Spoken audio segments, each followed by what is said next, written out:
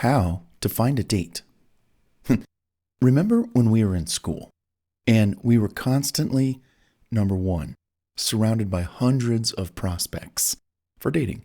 I mean, I don't know the size of your class, but I think mine was 800, 1,000 kids. And that was just in my class. The whole school, there was like 2,500 kids. That's what I mean by access to hundreds of dating prospects. Finding a date is a numbers game in a lot of ways. Numbers of people you need to be exposed to, numbers of dates you need to go on, the numbers of hours, days, weeks you got to put in. Dating is a numbers game in so many ways. So in today's world, surround yourself with many opportunities to meet new people, socialize a lot, put yourself out there. This is one of the tactics to finding a date. We just can't be available to like one person or two or three. No, we need a few, 30, 100, 200, 3,000, 3 million. I'm kidding. But the point is, when you were in school, you had access and you were exposed to hundreds of opportunities, perhaps. And that's one component to finding the date. We got to increase our numbers and our exposure to such numbers. Number two, we were surrounded by activities before, during, and after school with tons of people. So activities, so get involved with others for fun, for creative projects, for anything, interests, stuff that you were always curious about doing. Hey, I've never gone scuba diving, or I've never thrown axes at the target thing, or I've never done 3-wheel moped thingies. I've just never done that stuff. Don't worry about meeting anyone per se, like, oh my God, I went there, my first class, and I found the one for me. No. We are starting to push you out there and get you engaged with life and being active. So number one, putting yourself in front of others. Number two, being involved and active with all kinds of things. And don't stop. Just don't do one thing. And try different things. In fact, if somebody you're interested in does something, let's say, for example, ice skating. If they ice skate and you've never ice skated, you need to go take some lessons, okay? And learn how to ice skate. So when the opportunity comes, if it ever does, and again, if you go and do something and you film it, you put it on social media, your Instagram account, who knows if somebody who ice skates is going to see you and go, oh, I didn't know you ice skated. Oh, we need to go ice skating sometime. Hey, yeah, cool. Let's do it. The point is do the things, do the activities that the one you're interested in might be doing, so you can have that in common. You don't even know that person you're interested in who does that, the ice skating, for example, they may have no one to go and do ice skating with. They may go do something on their own because they like it, but they have nobody. And that's why by you learning something, you're going to be able to offer that, hey, I do that. I didn't know you did that. Let's go. So activities, and don't stop at one activity. In fact, I'll give you a tip. Actors and actresses, they are some of the most versatile, talented people on the face of this earth. I mean, they can sword fight. They can handle guns. They can ride horseback. They can skate, ski, parachute. They can ride a motorcycle. I mean, they're multifaceted. And that's what I'm getting at as well. Do these activities. Go to Groupon.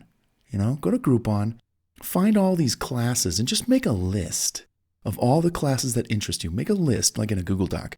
And then, of course, you can link to them in the Google Doc over to that class page on Groupon.com. Well, when you have the time and you got the money, go take that class on 3-wheeling in the desert, or take that helicopter ride over Grand Canyon, or go learn to fly a helicopter, and make a list and go do stuff. If you're single and you're alone and you're lonely, that's the perfect time to go and consume these activities so that you can have great talking points. There's a phrase that I kind of came up with. I don't know if I came up with it, but it's called people are interested in interesting people. People are interested in interesting people. That means if you've done a lot of these classes, you're a pretty interesting person to talk to. I remember back in the day, the Learning Annex. Ever heard of it? It's like an adult learning system. You can learn about real estate and marketing and writing books and fixing your credit and acting and all kinds of stuff. It was really cool, big catalog, and the courses were found online. You would register online, and then you would show up to like a hotel conference room, or maybe even a kitchen, or maybe an actor's studio or a TV set. Whatever the class you were taking, you would go to that place, you would take the class, you would learn. Well, back in the day, I was a junkie for that kind of stuff. I was probably taking like 3 or 4 classes a week. I don't know if it was like that bad, but definitely 1 or 2 a week. So that's about 4 to 8 a month. And I did that for about 2 years. I must have taken like 60 classes. Well, imagine how those 60 classes have infiltrated my brain and my talking points when I mention, oh yeah, I know a little bit about that. I don't know everything, but I have a question for you, blah, blah, blah, blah, blah. And I'm a very interesting person to talk to because I've consumed a lot of information. And that was just on the learning annex. I'm also a really huge reader. You know, I have like 1,000 books in my home, many of which I've read. So again, activities. And just like you were in school, before, during, and after school, you were involved, you're going to meet people. And you never know who you're going to bump into or who you'll be partnered with in the class. Like, okay, everybody pair up. And you see someone and you say, hey, can we pair up? Oh, sure, yeah. And then you guys pair up and you hit it off and, hey, what's your name? Can I call you? Hey, you want to go for some coffee or a bite after this, So activities. Number 3 component. We were also surrounded by referrals. Yes, he or she is available. Let me go tell him or her that you like him or her, and then I'll let you two talk. Enlist the help of your friends to keep an eye and an ear open for others who are looking for love just like you. And this was such a cool thing in school. This is what you basically call a wingman or a wing gal. Hey, Steve, I'm kind of embarrassed to go up and talk to Sue. Would you go over there and just say a few kind words about me and let her know that I like her? Okay, I know what you're saying. I'll go ahead and do that. Hey, yeah, Sue, my friend over there really likes you, and he wondered if he wanted to sit with you at lunch. Yeah, or sit with you at the study hall. Oh, really? Oh, that'd be great. Well, thanks. Yeah, tell him I do study hall at 3 p.m., and then we can do that. Yeah, sure, or whatever the deal was. The point was you had friends who were looking out for you, and they were kind of like little matchmakers. So tell all your friends, hey, I'm looking, and get them to start working for you.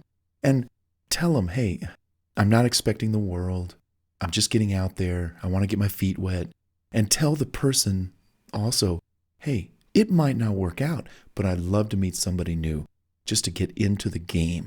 And tell them that too. So the pressure's off everybody. Hey, this doesn't have to be the one, Okay, cool. So referrals. So number 1 was getting exposed to prospects, and I'm talking hundreds. And that's what your dating sites are all about. You're exposed to hundreds, if not thousands, even potential millions. And that's kind of crazy. But number 2, what will weed out those millions of prospects is what you do in your spare time. And if you list in your bio, hey, I recently did this class and this class and this class. I'm a starving student, hungry for information. I don't know if you like to go to classes, but if you do, we could pick one together, and that could be our first date. And then we'll go out for a little bite afterward. Take all the pressure off of meeting someone by getting involved in an activity where you both learn.